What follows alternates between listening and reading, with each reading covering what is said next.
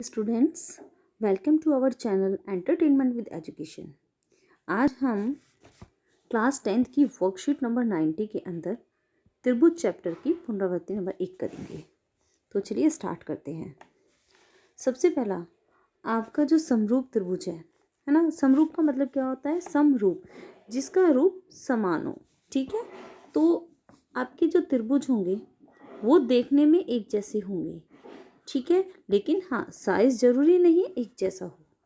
ठीक है, जैसे आपने सुना होगा जुड़वा बच्चे, है ना, जो शक्ल एक जैसी होती है, लेकिन जरूरी नहीं है कि दोनों पतले ही हों या दोनों मोटे हों।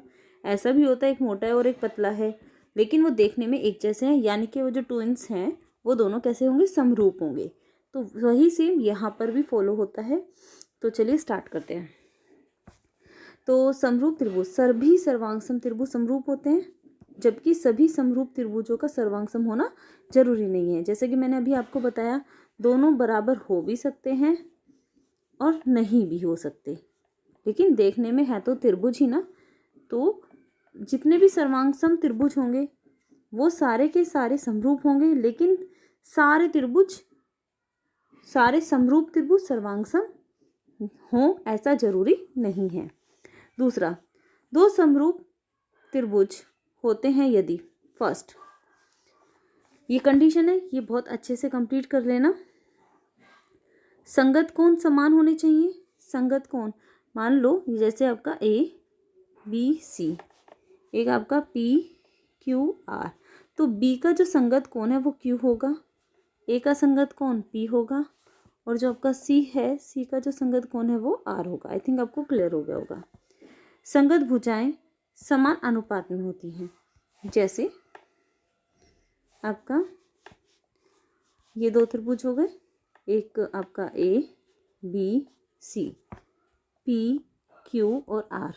अगर आपका ए बी और पी क्यू ये दोनों समान अनुपात में होंगे, जैसे आपका इनका जो अनुपात है ए बी अनुपात पी क्यू, वो अनुपात बराबर होगा जो आपकी ए सी भुजा है उसकी संगत भुजा कौन है? पी आर के, और B C upon Q R. तो ये जो अनुपात है सभी भुजाओं की संगत भुजाओं का, ये आपस में बराबर होता है। ठीक है। दूसरा, ये दोनों कंडीशन होंगी। अगर ये दोनों कंडीशन फॉलो होती हैं तो वो त्रिभुज कैसा होगा? समरूप होगा। और इनमें से अगर कोई भी एक फॉलो नहीं हो रही है तो वो त्रिभुज आपका समरूप नहीं होगा। सपोज करो पहली कंडीशन तो फॉलो हो रही है लेकिन दूसरी नहीं हो रही, तो त्रिभुज समरूप नहीं होंगे। अगर आपका सेकंड फॉलो हो रहा है, फर्स्ट नहीं हो रहा, तब भी आपके समरूप नहीं होंगे। कहने का मतलब ये है, त्रिभुज समरूप तभी होंगे जब दोनों कंडीशन एक साथ फॉलो हो रही हो। ठीक है। इसके बाद है आपका, देखो कसौटियाँ कैसी हैं। SAS, जैसे आपका सर्वांग में होता है ना, भुजा कौन भुजा, इसी तरीके से इस समरूपता की भी कसौटियाँ जो होती हैं वो ये हैं कि SAS यानी कि भुजा कौन भुजा, फिर S भुजा भुजा भुजा, और A कौन कौन कौन। ठीक है।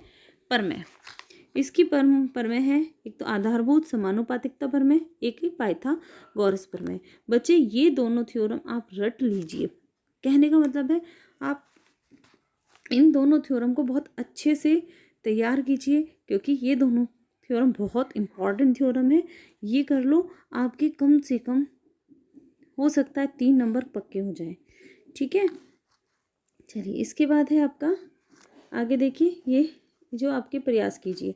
यहाँ पर आपको अभी क्वेश्चंस दिए हुए हैं, है ना। प्रत्येक युग्म के लिए 2 भिन्न उदाहरण दीजिए। समरूप आकृति बोलिए, और सेकंड असमरूप आकृति।